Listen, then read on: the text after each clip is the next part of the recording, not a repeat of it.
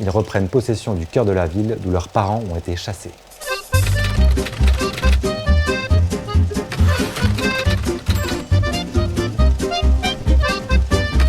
Salut à toi, c'est Jérémy de Gang de Paris. Bienvenue dans ce nouvel épisode. Aujourd'hui, on va parler de la géographie et des noms des bandes Apaches. C'est parti.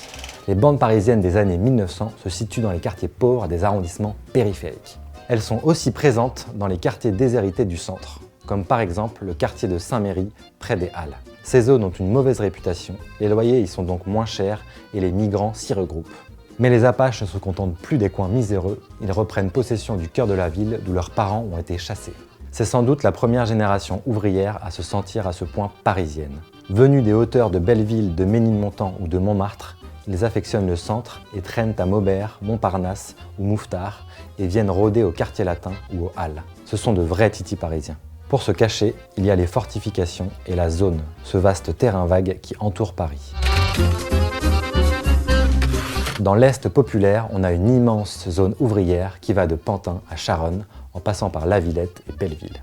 On y retrouve de nombreuses industries, des usines sales, de vastes étendues désertes et une population qui sert de main-d'œuvre. Cette situation va entraîner une montée de la pauvreté et de la violence. Cette partie de Paris, comme laissée à l'abandon, regorge de bandes Apaches.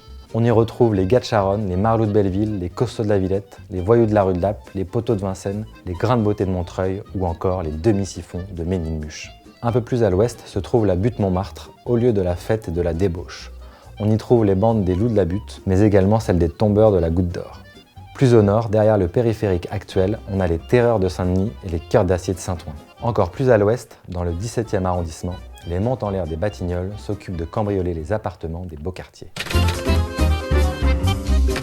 Tout comme au nord de la capitale, on retrouve dans le sud des quartiers très pauvres, proches de la zone et des fortifications. De nombreuses bandes vont se former suite aux exploits de leurs voisins du nord-est.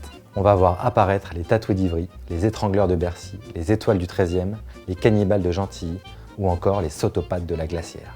Plus au centre, on retrouve des bandes comme les Mohicans de Montparts dans le quartier très passant de Montparnasse ou les Cœurs Unis de Grenelle dans le 15e arrondissement.